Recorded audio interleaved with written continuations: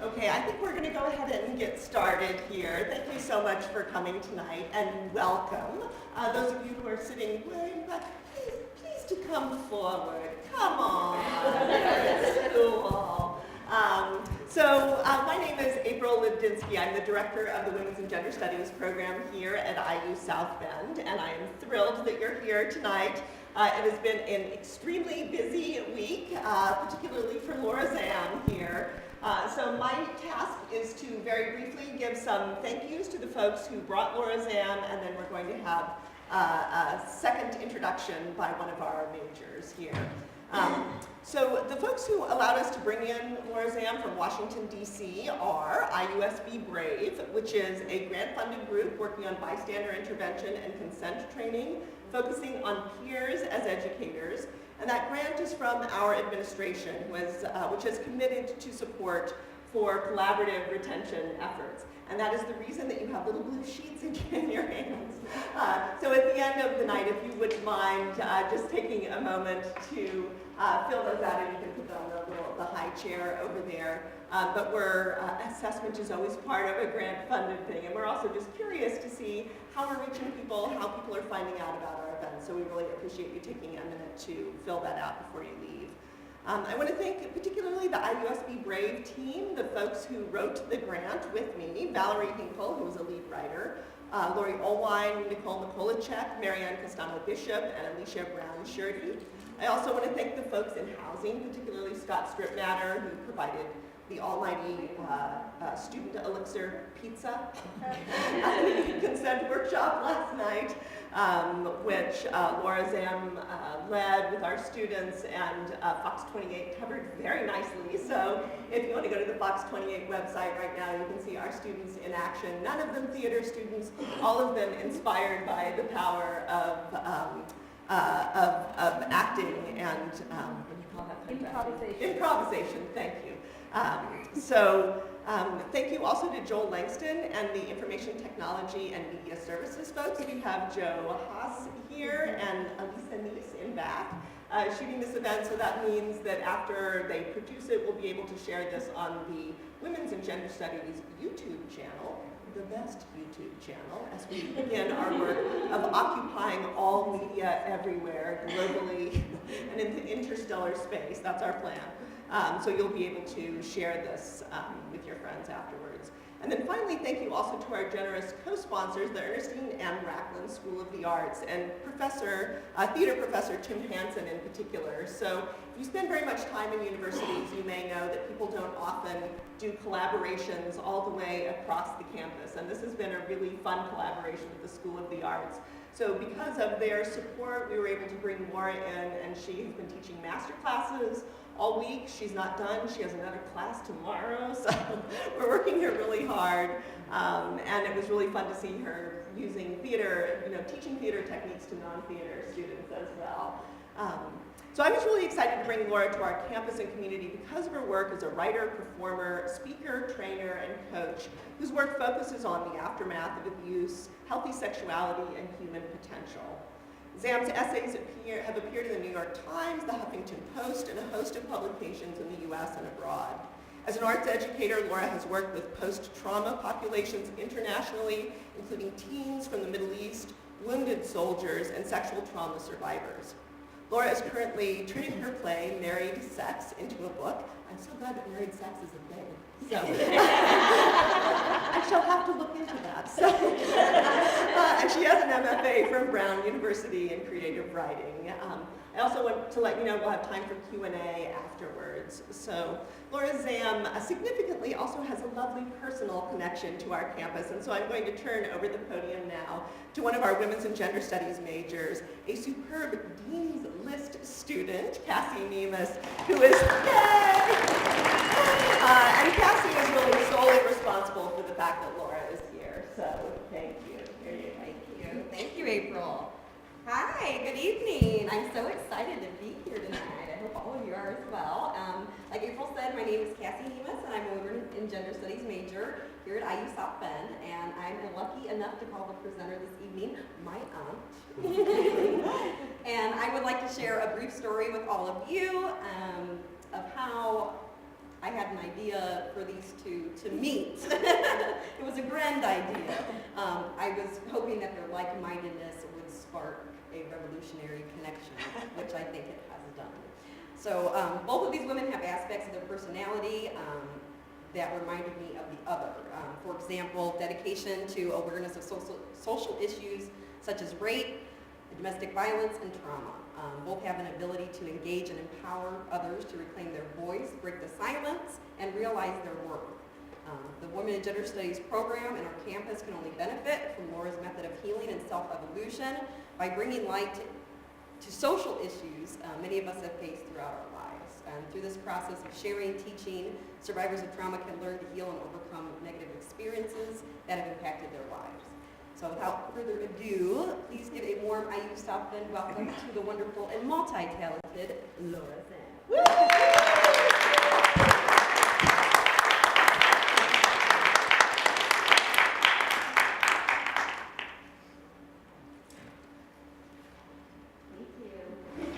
Thank you so much. So great to be here. Thank you, April, so much. Thank you, Kathy. I want to talk to you tonight about my mom. My mother was a Holocaust survivor, but she didn't talk a lot about it.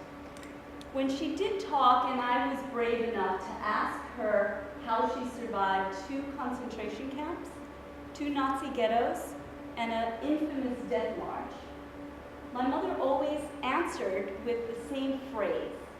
This is the phrase. I believe in me. And she did. At 4'11", my mom made herself tall, somehow, through false eyelashes and huge hats made of straw or vinyl or velvet. My mother wore these on a daily basis, eyelashes and hat, often combined with a bathing suit. Then, you can't see it here, but she would run around the streets of our neighborhood calling after her little dog, Daddy, Daddy, Daddy! People would say, "You're crazy, right? I could be dead tomorrow." She knew what she was talking about, too. She was talking about her brother, her sister, and her other sister. She was talking about her mother, Hinda, and her father, Menashe. They'd all died during the war, but not my mom. Because of luck, probably, but also, according to her, I believe in me. I believe in me is a complicated philosophy. It's a mixture of resilience and pizzazz. It's a mixture of grief and fuck you. It is complicated just like my mom. I decided recently that I would take this brew and out of it I would create 5 lessons. You might even generously call it a system. This system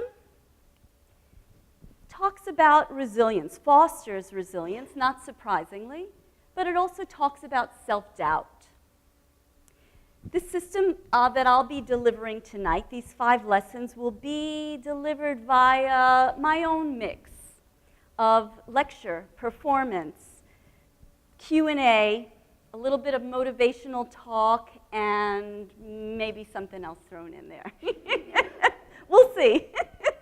We'll see what else we want to throw in there. But my hope is that through these 5 lessons or through these systems, that I can inspire you to believe in your goals, your dreams, that you could be inspired to believe in you.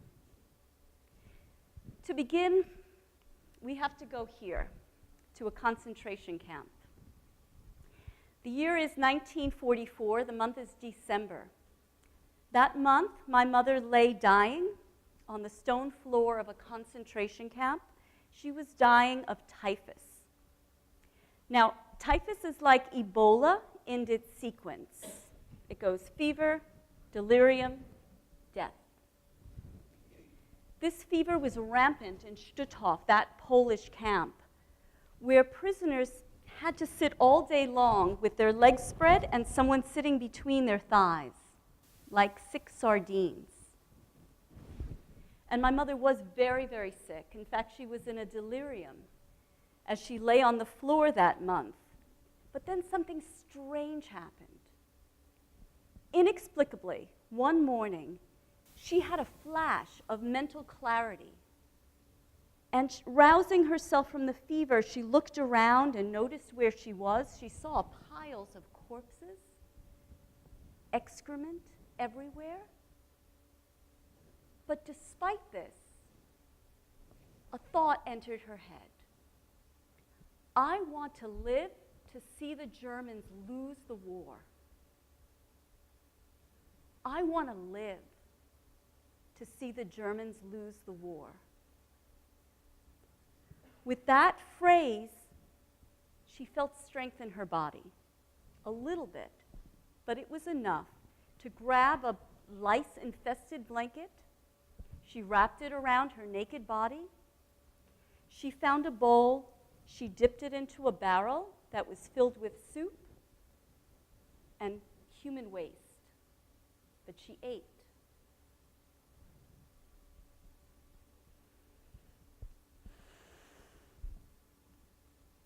Lesson 1 is choose a goal to save your life. But hold on now. This doesn't have to come out of a dire situation like my mom's.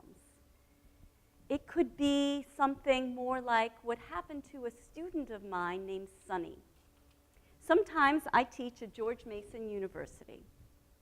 And one day, my student Sunny came to me after class. She said she really wanted to talk, and she seemed really nervous. As she sat down, she explained that she wanted to change her major from biology, which she hated, to art. Sunny really wanted to be an artist. The problem was Sunny's parents, who really wanted her to be a scientist. These were hardworking immigrants from South Korea who had sacrificed everything for her education. And they, of course, were paying her tuition. Sunny hadn't told them any of this. She had just been inspired by a lesson that I had given the week before. It is a lesson I am delivering here on the IUSB campus tomorrow. Now, I was nervous. I told Sunny she should talk to her parents, tell them from her heart how much she wants to be an artist. She did that evening. They despised the idea. But Sunny worked out a compromise because she needed to save herself from an inauthentic existence. She needed to save her life. So, I'm wondering what's the goal that saves your life? Maybe you've already found it. Maybe it is finishing your degree. I bet that's for a lot of people, just getting that degree, that's the goal, right? So maybe it's that, maybe it's something else. This is my brother. He's lost so far 75 pounds and counting after his friend died and he got scared. That's the goal that's saving his life. For my friend Dawn, a very, very old friend of mine, the goal that saved her life was leaving a relationship that was damaging her self-esteem because she was involved with an asshole. But not that asshole. It was somebody like that asshole. And that's a really good goal. So what's the goal that maybe is already saving your life or will save your life? Choose a goal to save your life. Now, the goal that saved mine happened on New Year's Eve, 2005. That night, I sat in my apartment, and I was writing furiously in my journal. I was writing about, of all things, confidence. How I didn't have enough confidence. How I had never, ever, ever had enough. and I didn't know what to do about it. But I did know where it came from, this lack, at least partially. On the block where I grew up lived not one but two pedophiles. And they molested all of the children on the block, including me. Most of the abuse happened when I was 4, and it really messed with me, my sense of safety. Without feeling safe, I didn't feel powerful. And without feeling powerful, I didn't stand behind my right to exist. On the most fundamental level, despite my mother's wonderful example, I did not believe in me. And my life reflected that. At 42, I still hadn't had a stable relationship, or what I would call professional success. My finances were completely a mess. What really got me, though, was that unlike my mother's sister and her other sister and her brother and her mother and her father, I felt like I had been given a full life and that I had squandered it. But that night, writing in my journal, illuminated by 7 candles for good luck, I set a goal. This goal was really interesting. I was going to visit the sites where my mother lived during the war. I would go to those places. I would locate my mother's confidence in those lands, and I would somehow place that inside of my own body. It didn't make any sense. But something told me to do it anyway.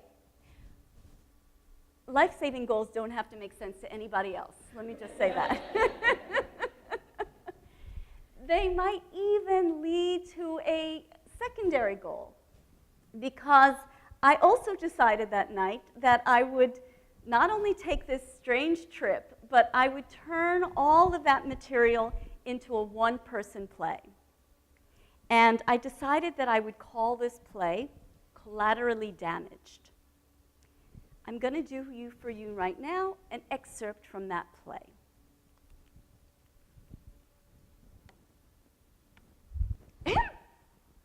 My name is Henya Milstein. I was 10 years old when the war started in Poland. I am going on a journey to Poland. In 1939, the Germans came into our little town and they started bombing the city. In 1982, I conducted this interview with my mother.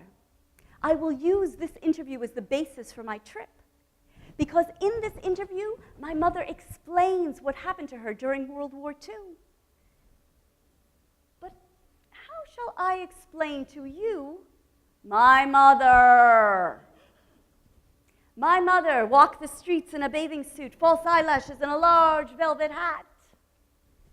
My mother vacuumed her nose with the hose of a canister vacuum because she thought this was the best way to relieve her copious sinus congestion. On New Year's Eve, 1995, my mother stood outside the nursing home where my father was, and she told her entire life story to 2 total strangers.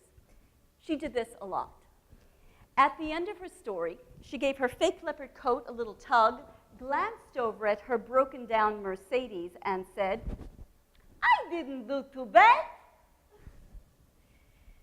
6 hours later, she was dead.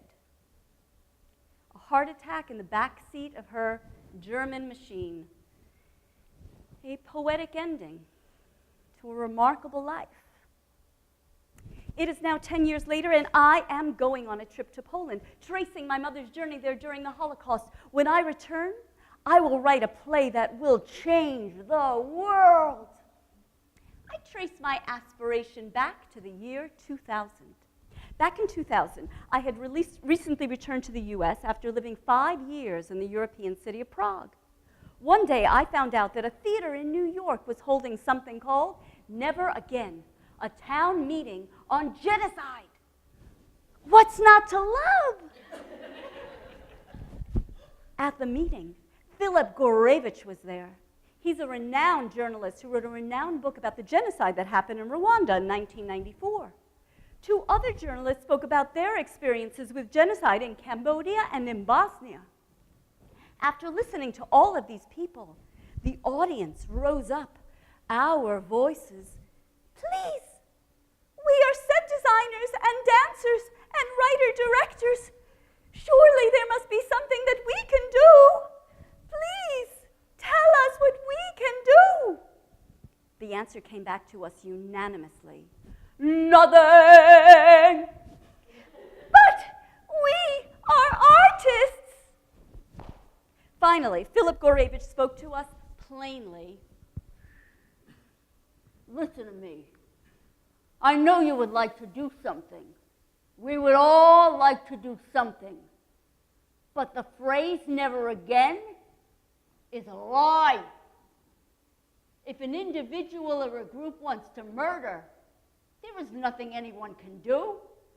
Not the so-called international community, not the United Nations, not journalists, and not artists.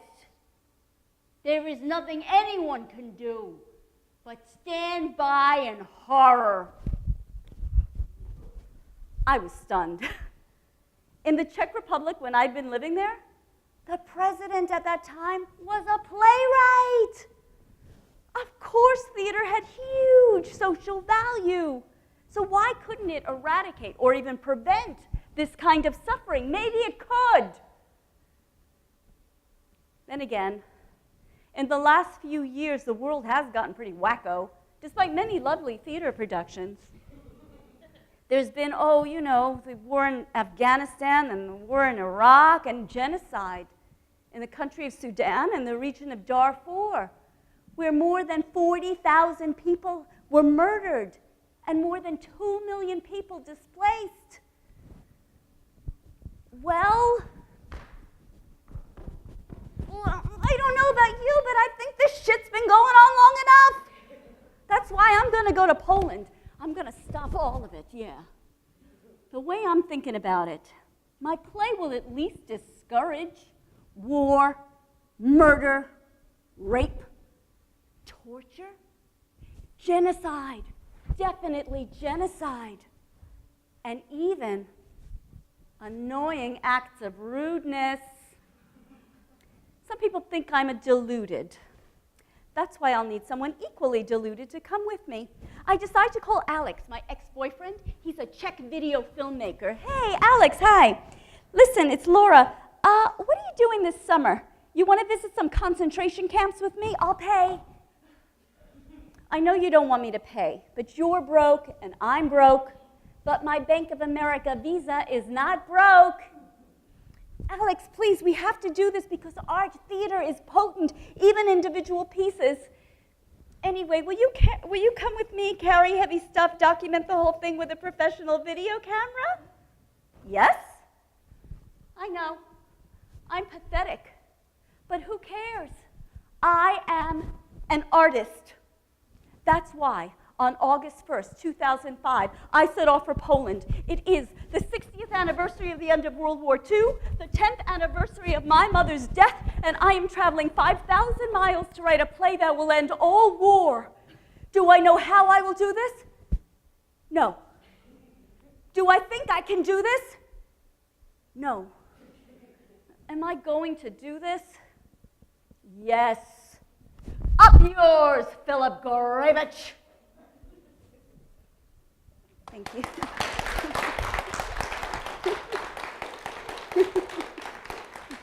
Thank you. So, as you can see from the play, once I decided that I was going to go to these lands in order to get enough confidence to save my life, I needed even more confidence because now I was going to save the world. But I think that both of these impulses actually come out of the same question. And this is the question. am I significant? If you asked yourself that question at this very moment, what would be your answer? Maybe it's yes, and that's great. But when this is no, it causes suffering not just for us, but for everyone around us. This is definitely what I was contending with when I got back from my trip and started asking myself these questions. And then I started thinking about a remedy. And for years and years and years, I thought, well, what's the remedy? How do you turn this question around? And I think I have a little bit of a remedy. It involves, first of all, totally messing up this question. And it also involves a little bit of time travel. And possibly, depending how we're feeling, it might involve a bit of a dance break. Here we go. You can stay in your seats. It's all such heavy content, you know? We just need a little break there. But it's not arbitrary. This goes back to when I was in college in 82. So this song came out in 79, but in 82 it was still very popular. It's still popular now, right? Now what you hear is not a test. I'm rapping to the beat. And me, the groove, and my friends are gonna try. As I talk about in my play, You see, in 1982, oops, there we go, sorry, here we go. In 1982, I was a freshman, I was a sophomore-ish in college. And as I mentioned in the play, I did this interview with my mom. What I don't mention, though, in the play is that it was a college assignment. And it's something that I chose because I wanted to interview my mother, but like all of my college assignments, it was done by staying up all night and, and pulling an all-nighter and getting exhausted, so I didn't appreciate it at the time. But in retrospect, it is in fact the only time that my mother has ever told her story from start to finish. So I'm very glad that I did that assignment. And I also, when I decided to take my trip in 2005, I had to find that tape. So I looked everywhere and finally dug it up. In other words, don't ever throw out your college assignments. You're going to need these. I don't care how many hard drives you must purchase. You must keep these assignments. On this tape, on this TDK cassette, was a story that I'd heard in '82 but had completely forgotten. When my mother decided that she was going to live to see the Germans lose the war, she was able to hold on and not really recover. She still was very, very sick with typhus. And the conditions were horrendous, as I've already described. But she wanted to do something, and she couldn't do anything externally to change her external circumstances, so she decided to do something internally. And that's when she began to focus on a small window in the barracks. And she could see this window and a little bit of sky, and sometimes she could see birds flying off in the distance. She began to ask herself this question: how could I also fly? When she asked this question, this how question, over and over, she found strategies and solutions for survival. Eat half your bread in the morning and the other half in the evening to tolerate the hunger, like that. Lesson number 2 is ask how you can fly. These are your own how question related to your situation. How can I pass all my classes this semester when I have to work full-time? How can I have the career that I really want when I fear that I don't have the goods? How can I find someone to love me who's wonderful, who's attractive, and who's not an asshole? How questions take our brains from helplessness to a puzzle that you can solve. The trick is to go to those how questions, go to that puzzle every time you feel stuck and helpless. Because you will find strategies and solutions, just like my mom. In fact, let's do a little experiment, okay? Let's find a situation that is maybe universal. A situation where people often feel very frustrated and maybe helpless. How about time? Don't have enough time, have a lot to do, and don't think that I can get it done? Is that something that people here experience? Raise your hand if that's something that you are maybe even plagued with. Okay, I can't get it all done. I am going to throw something else in here. Let's do a little drama activity. It's going to be very, very easy and mild, no risk. All right, I'm going to say the word action, and after I say that word, I want you to say with emotion, appropriate emotion, this phrase, I can't get it all done. Say it related to your current or the situation that is relevant to this. Probably is current. Okay. So when I say action, here we go. Action. I can't get it all done. Good. Now, when I go through this, which is often, I kind of feel like that. Right? So there's often some kind of a gesture that goes with it, something. It could be that. What's other things that you might do with your, I like that. Okay, right, so choose your own. So I'm going to say action again. You're going to say the phrase, but this time, not just emotion, I want you to add the gesture, okay?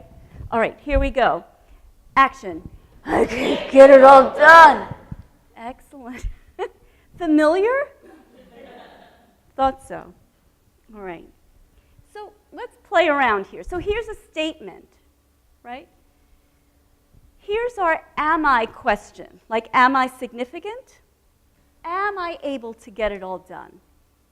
Right? So this time, I'm going to have you ask this question, but ask it very softly to yourself. Oh, barely audible. Still audible, not completely silent, but just, and I want you to really ask yourself, okay? And I'll use the word action. Here we go. Am I able to get it done? All right.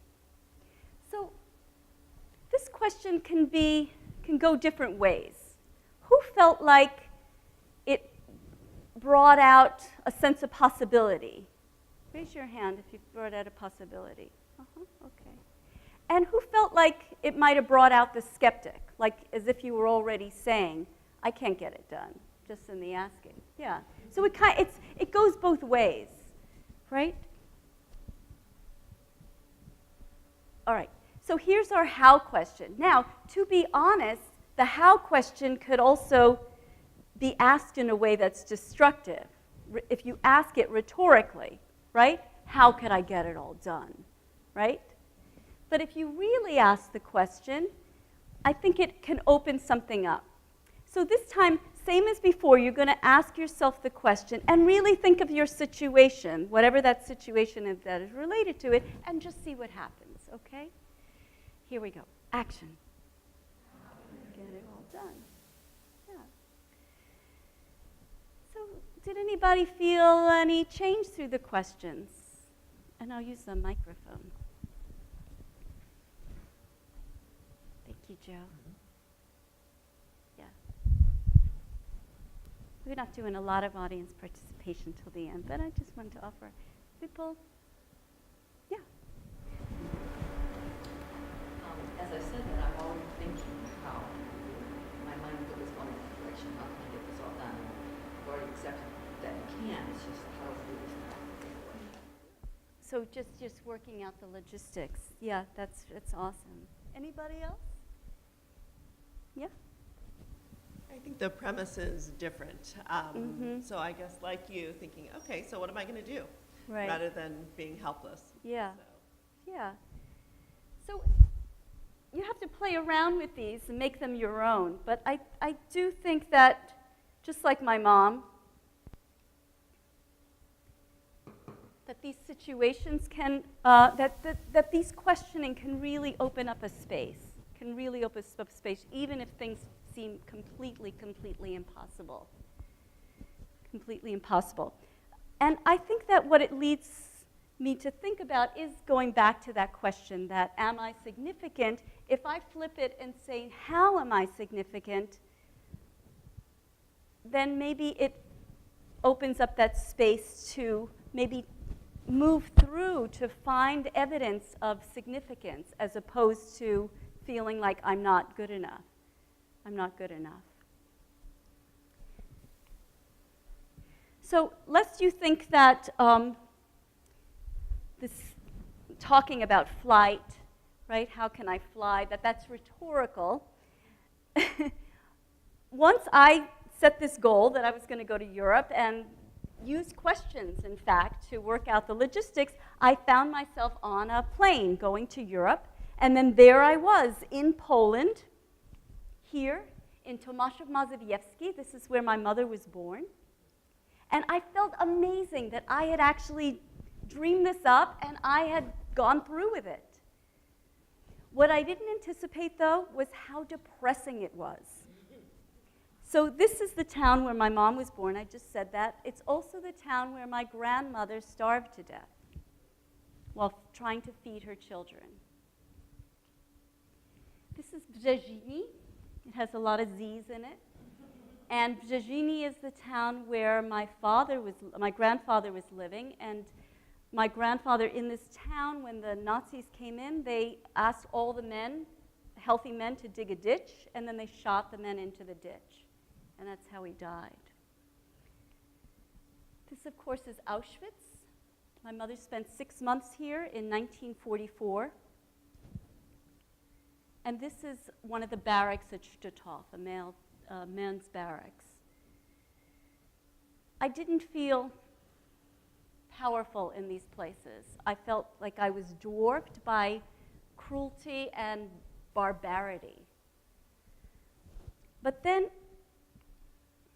Alex and I, who was my traveling companion, we got here to a German town called Neustadt in Holstein. And everything changed when we got to this German town. Now, how my mother got to this town from Poland involves this death march.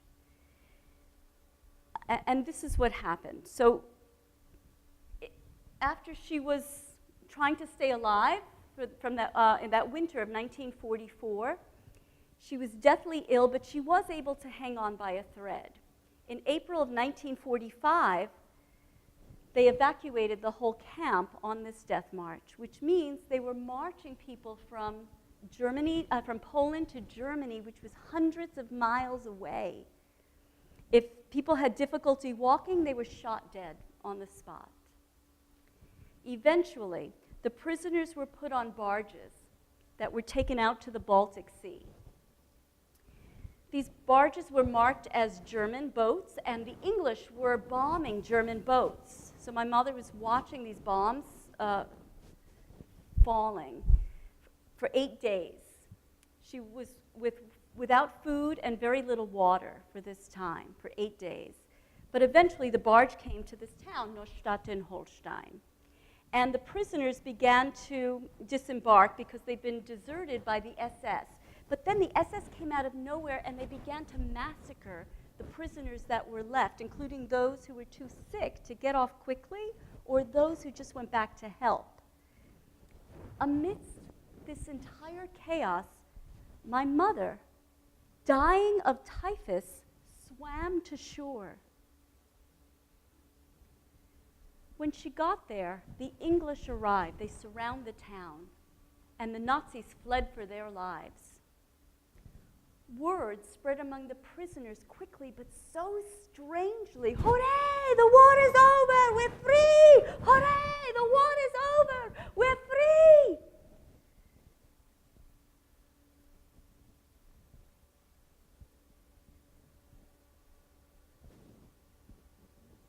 As I stood on this embankment, looking out over the bay where my mother, dying of typhus, swam to shore, I realized that for her to have survived, she needed a miracle. She needed a miracle of strength. But in that moment, I felt that miracle inside of me. I felt that strength and how I had descended from it. But I think we all did.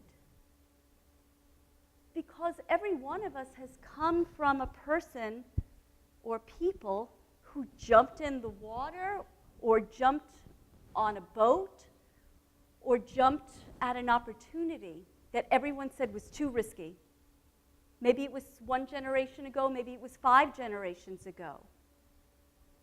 But that person or those people needed to save their lives and the lives of their families, the lives of future generations, which means they needed to save you.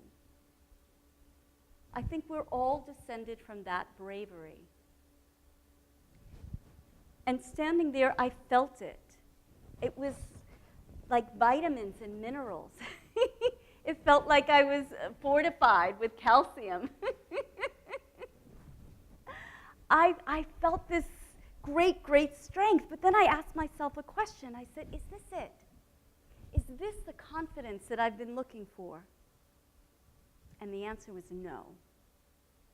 It didn't feel like confidence. It felt like something else. It felt like courage.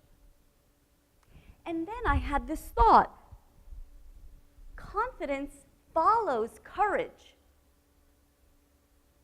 What I mean is sometimes we don't take on challenges because we have too much self-doubt. But it's only by taking on that challenge that we develop a sense of accomplishment, and our confidence grows directly out of accomplishment. That's why confidence follows courage, which is lesson number 3. Confidence follows courage.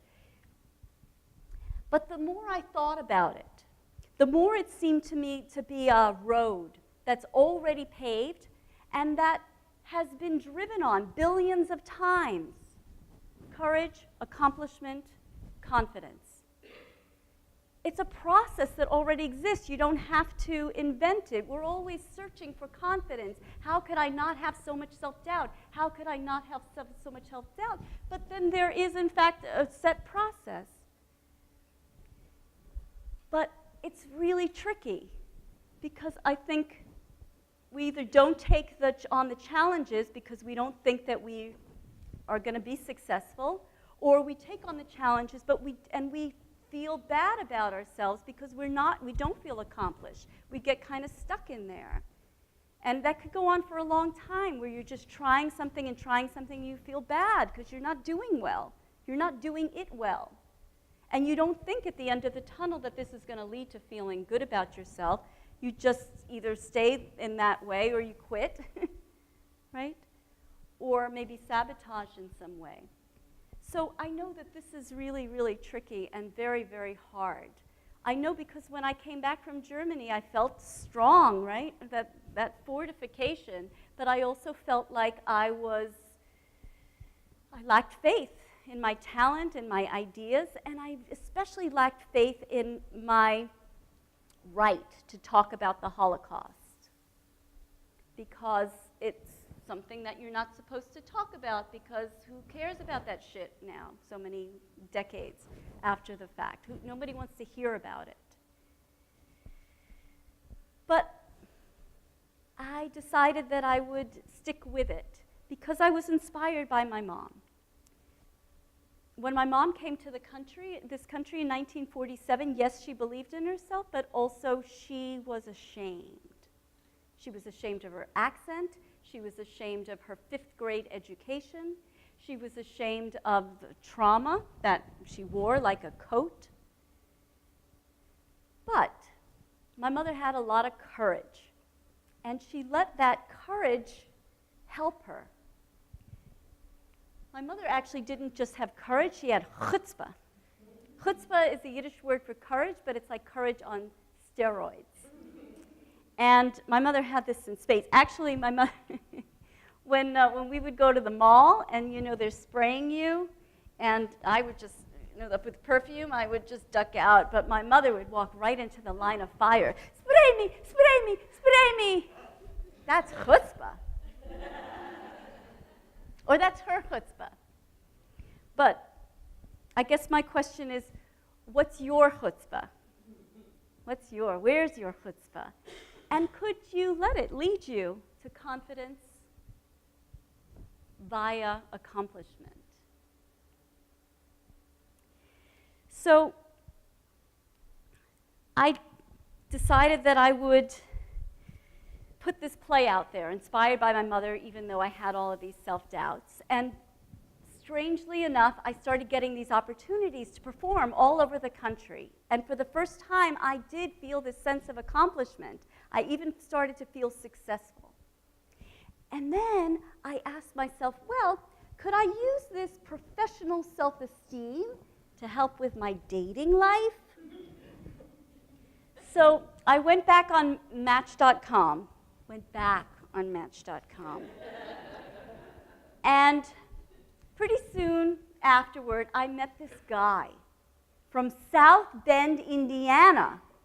I had never met anyone before from South Bend, Indiana.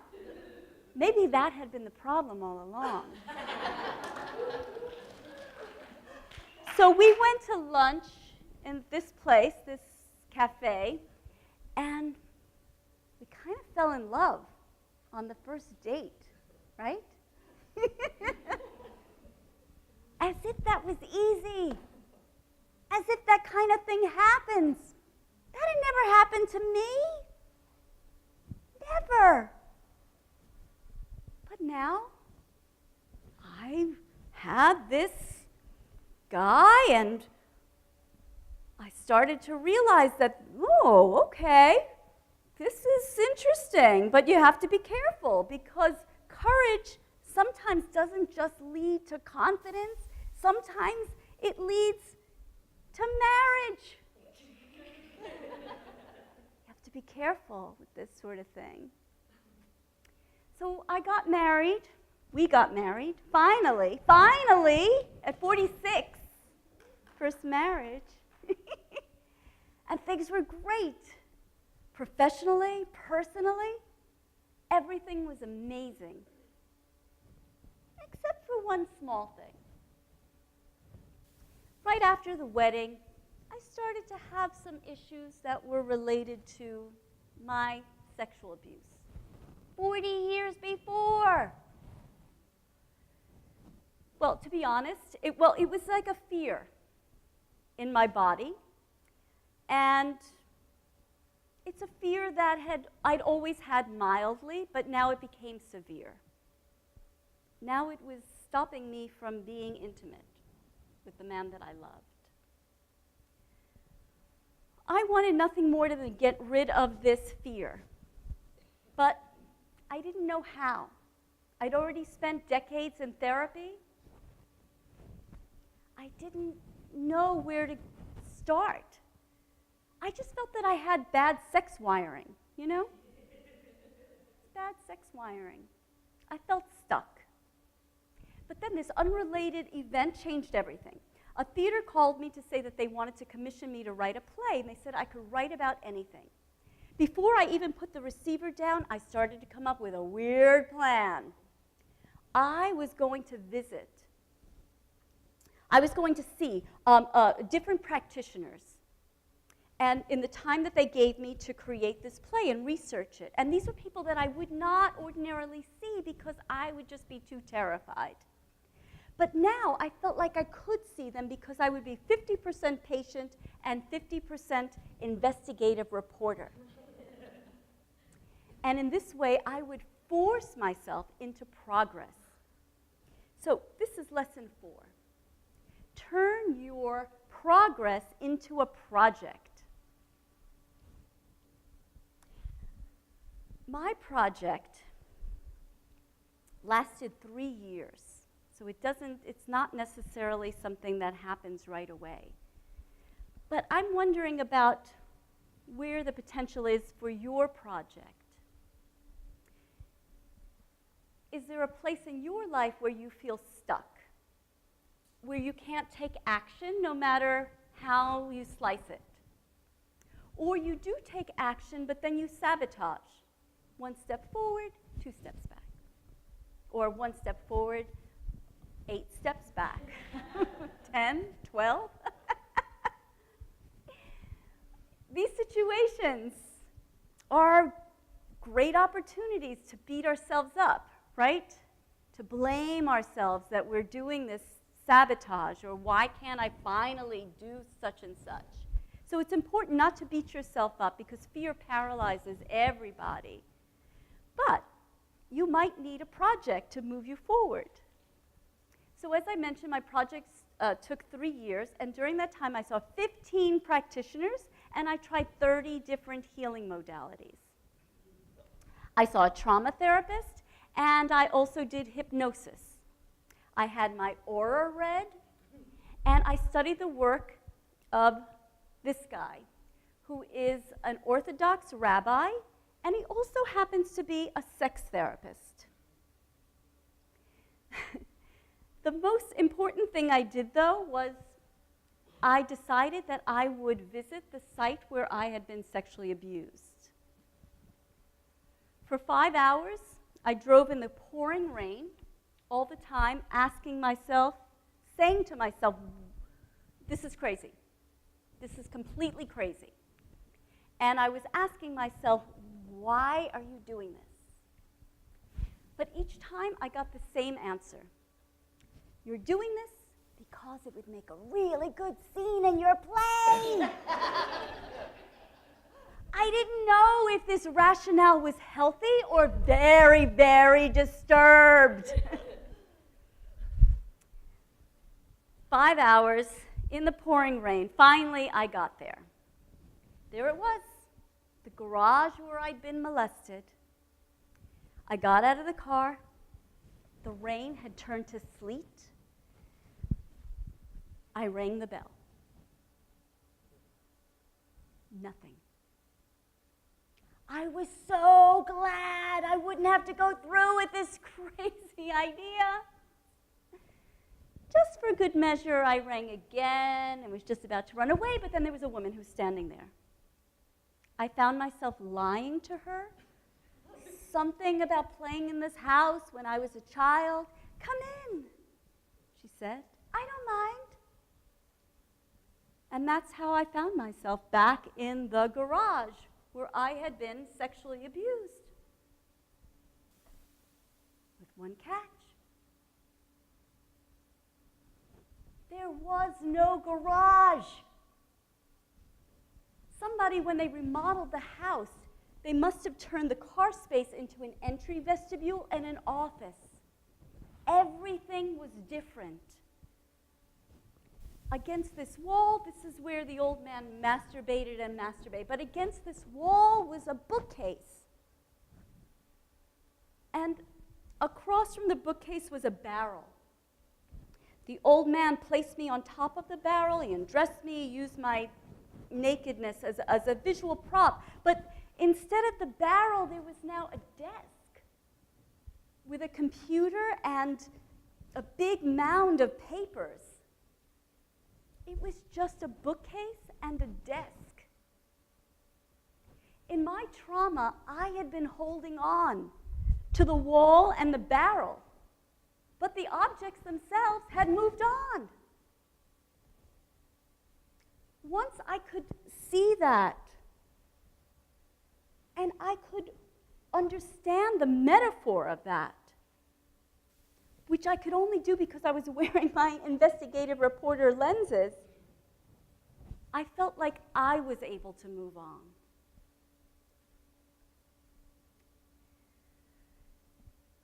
Turn your progress into a project means getting that kind of distance.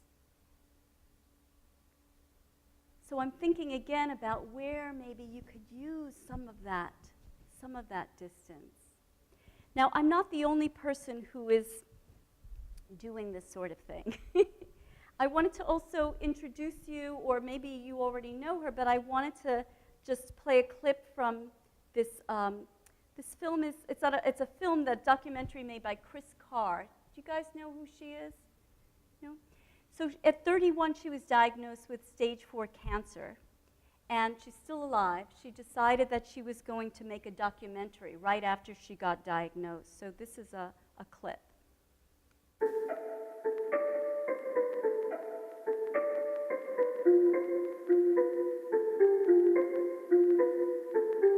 Next message.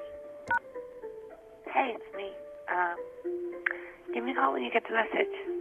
It's no big worry, but I have to go to the emergency room. Went to the doctor yesterday because I've been feeling pretty sick. It could be that I hurt myself in yoga.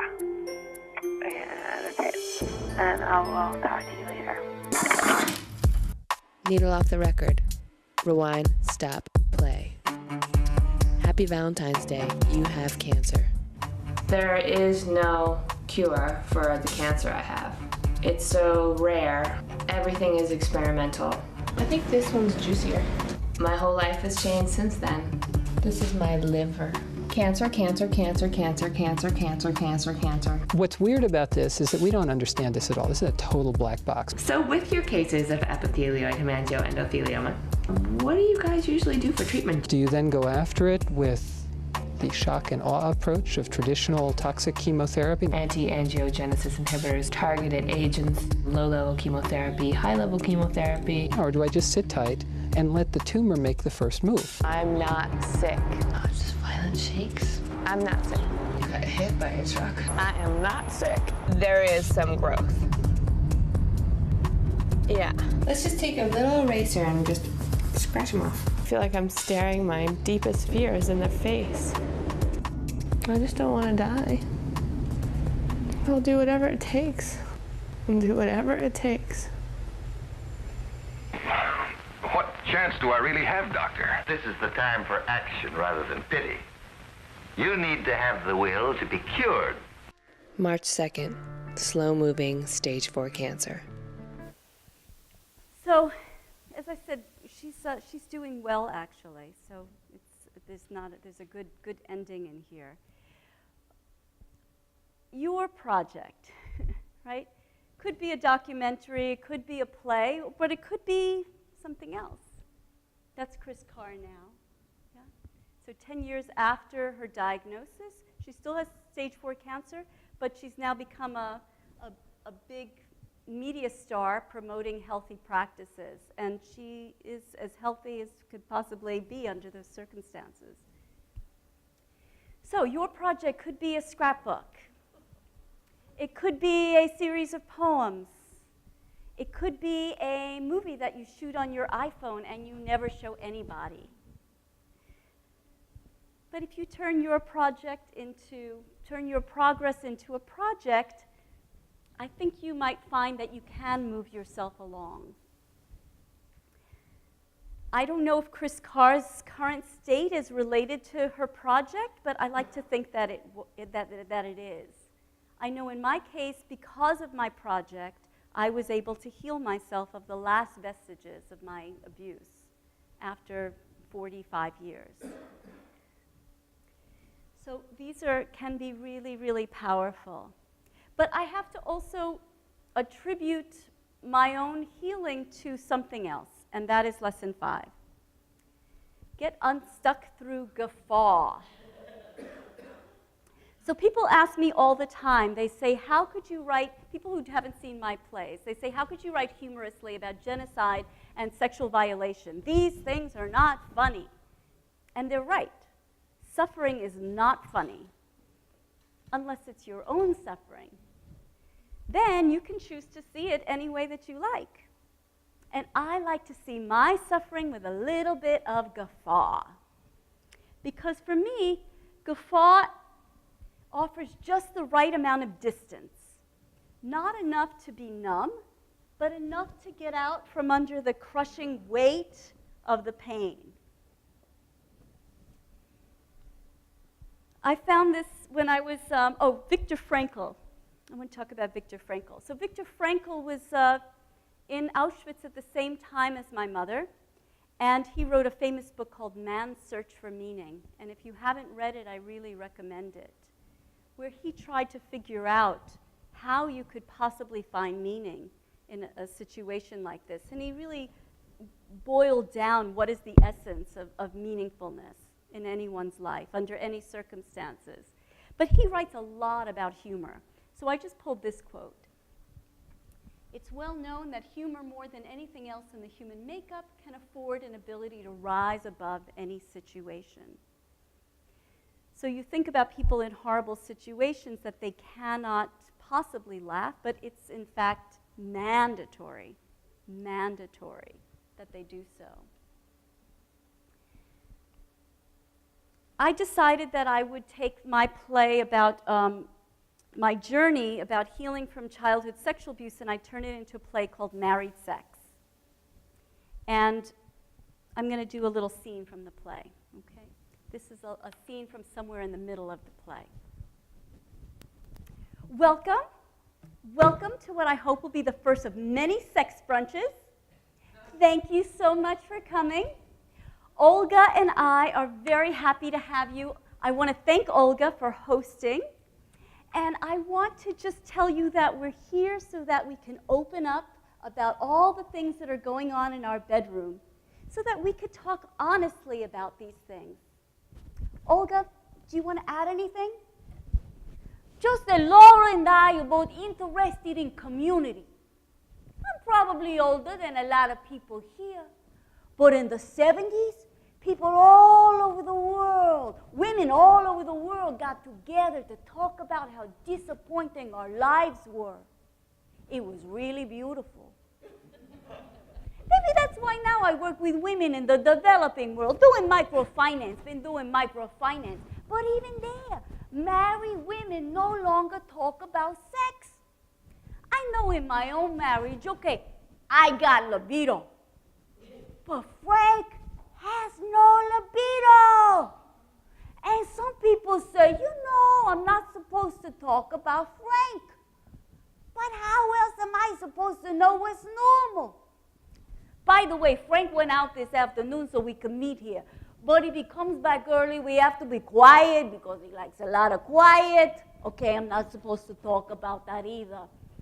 Anyway, that's all I'm going to say for now because I'm shy. No, really, I have an issue being shy. Is there anybody else who wants to talk? Anybody? Somebody? Yeah, I'll go. How you doing? My name is Lynn, and I know this clown over here, Laura, for a long time. If I understand what's going on here, you're talking about how the mind affects our sexuality? Along that topic, I've been with my partner, my wife, Cheryl, for 18 years. And we have a little monster princess named Mia. I don't know if two radical lesbian feminists end up with a princess, but life is mysterious. Anyway, long story short. A few months ago, Mia turns 5, and we have this huge party, face paint in the works. But Cheryl's parents don't show. Later, they offer some lame excuse. The truth is, these people have never accepted me, but unbelievably, they don't want to seem to have a relationship with their granddaughter. Cheryl won't stand up to her parents. In 18 years, she's never stood up to them, and for 18 years, I let her roll down my back. Since that party, I got no respect for her. So I don't want to sleep with her. Anyway, you asked what was on my mind. That's what's on my mind. That's my issue. Now, I'm going to pass around my phone so I can trap all of you into admiring my little monster princess. But don't wait for me. Somebody else, please start talking. Hello, I'll go. Hello, my name is Clara, for those who don't know me. And I just got married 4 months ago. Thank you. We don't talk like this. I'm from Czech Republic, and we don't talk about any of this. But now I'm here in US, and in US people are very open, and also they have issues. So I will talk about something, and maybe it is issue. My husband, he wants a lot of sex, like every day. We are young. And sometimes, not always, he gets angry when I don't want to. I know, they take it personally. You don't have to have sex if you don't want to. You know that, right? Hello, Will here. Have you tried jerking him off, sucking on his nipples, and enrolling him in an anger management course? Thank you.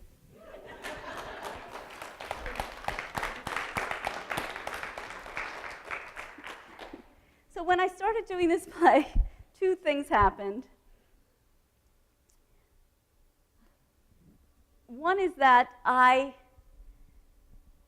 learned that everyone is confused about sex, and that was a big relief. That was a big relief. The second thing that happened was that by putting myself out there, I felt like I'd really gone out on a limb to talk about these things publicly, and I felt that I couldn't actually do it unless I really did it. There was no way to do it halfway. And so I had to stand behind my choice. And when I stood behind my choice, it felt like I was standing behind my right to speak and my right to be heard. And that felt to me like I was standing behind my right to exist. And that's what did it for me. After half a lifetime, I finally believed in me. And so, from that, I suppose, from that spirit, I would like to ask you or invite you to see if there's something in these 5 lessons that maybe helps to disable your disbelief in yourself, that helps to disable anything that gets in the way of your false eyelashes and your bathing suit and your version of a huge velvet hat. I could be dead tomorrow. My mother didn't say this once in a while.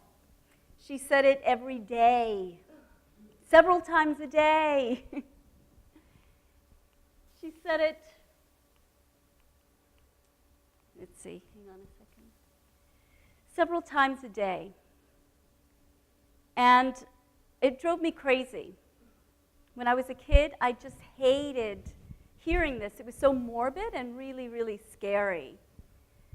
But then one day when I was already grown, I happened to be visiting her. My mother woke me up early, and she was making plans and setting all kinds of goals for her life and for my life, and especially for my life. And, and there it was. She said it. We have to do this because I could be dead tomorrow.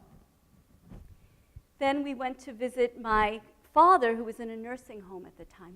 I could be dead tomorrow. We went to lunch. I could be dead. We went to Barnes & Noble. I could be dead. And then my mother dropped me off at my brother's house. I could be dead.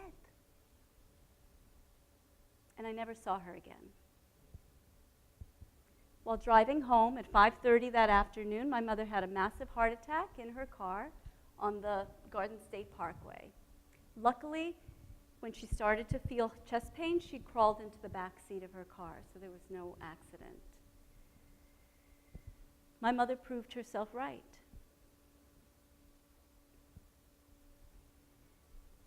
December this year, 2015, marks the 20th anniversary of my mother's death.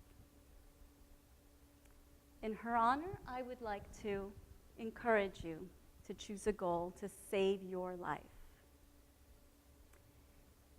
And when you get stuck, because you will get stuck, and you do get stuck, oops,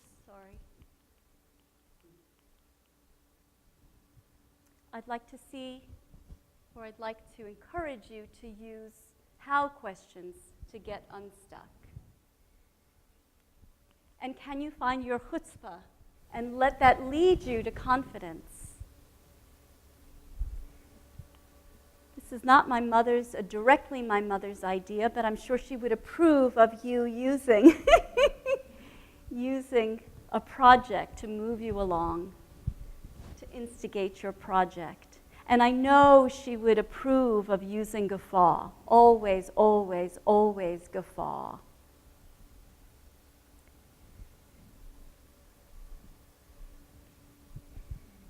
I could be dead tomorrow.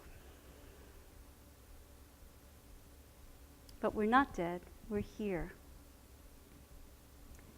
And I wish my mother were here, because I know how much she would love to stand here, right beside me, and then we would say it together. I believe in you. I believe in you.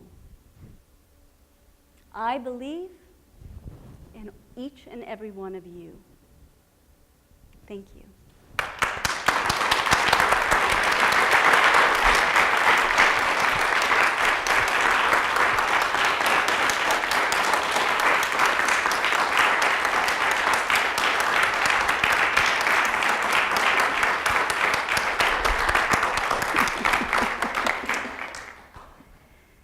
So I think we have time for a little Q&A, right? Yeah, do you want me to run the microphone? Yeah, that would be great. Thank you. You gotta take them in there on. Okay. Some questions or comments or reflections?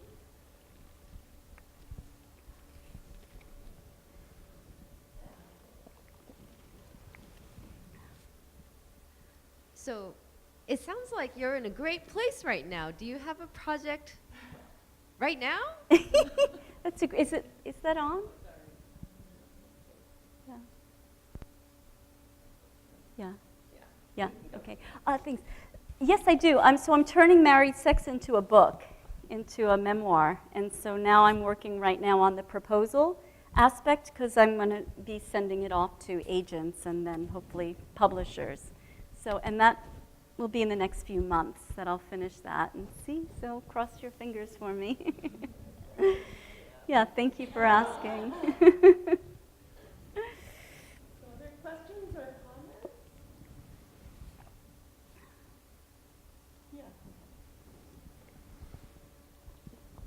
So see, I'm cheating a little bit because we had kind of this discussion a month ago in your apartment in D.C. When I came out there.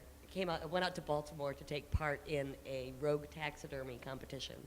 And I won second place overall for a porcupine with antlers on it. It was very exciting. Awesome. My friend Sarah drove me out there 14 hours, and we did some couch surfing, including with Kurt and Laura. And I just, I've gone back to that and thought about that conversation that we had in the living room on your pink couch, talking about how to own your confidence and really feel your sense of accomplishment and say, yeah, you know what, this is something I did, and I can guffaw at it because it's ridiculous. I make things out of dead animals. That's pretty weird. And they're amazing. Thank you. It's ridiculous, and I can laugh at it, but at the same time, how do you take that and really, instead of minimizing it or downplaying it or saying, oh, it's not that big a deal, or it's just this little thing I do, or it's just this dumb idea that I have, you really, and it came through, I think, tonight, too, encouraged me to just embrace it and really, embody that and own it. And doing so wasn't going to turn people off. I wasn't going to come off as arrogant, but rather, if I was excited about something that I was doing, that maybe that would rub off on other people and encourage them, or maybe they'd even be excited about it. And everything you said tonight just really echoed that sentiment. And it's already, yeah, I cheated. I already got some of that before I came here, and it's just been really great. And I'm really pleased that you're here, and we get to keep you. We get to keep you. She's in our family. But you could borrow her sometime, maybe.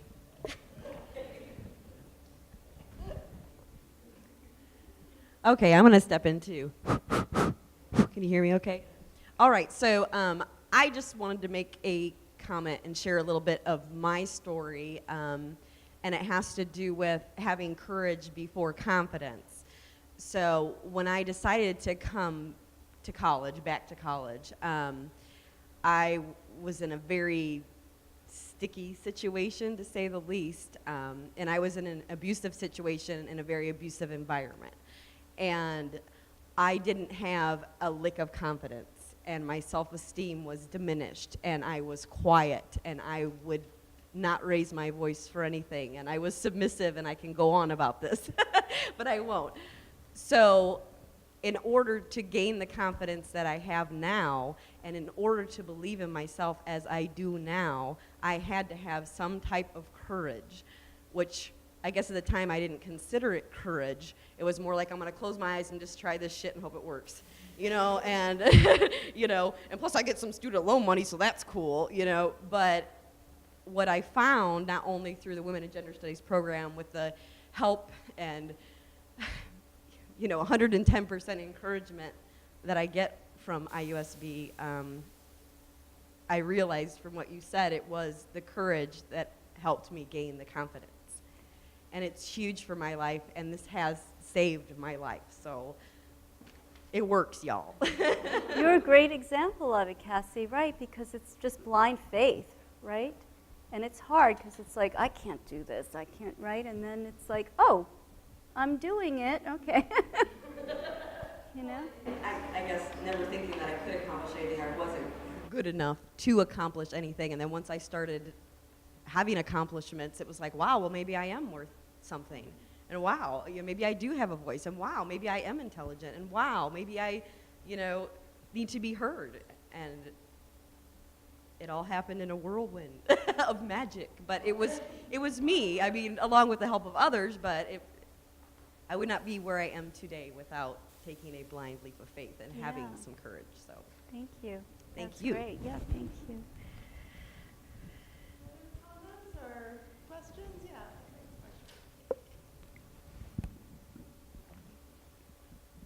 This, just looking back at my life and realizing that I did this before, and I didn't realize it. And knowing that I became a mother while I was trying to finish my degree, and I had no idea what the hell I was doing. And then I see my daughter, and it's just like, I did that. And it's really nice to know that I have accomplished something. So, thank you. Thank you. Thank you. Everybody's on the verge of tears. Sorry. No, it's wonderful. Any other comments or? I mean, one of the things that I just really appreciated, and in fact I meant to say in my introduction, is one of the great pleasures this week has been listening to that laugh that just bubbles up out of Laura from somewhere in here, and that is my goal, to have you know, some version of that I can offer to others. It's not going to sound that awesome, but whatever it is, it just sort of continues to remind all of us, even when you're talking about really difficult things, that there is just this sort of lava of fantastic hope that comes from you, and it has been just a gift to learn from you this week, and it's really wonderful, I think, for all of us to consider thinking about everything that she's offered us. So let's give her one more warm round of applause.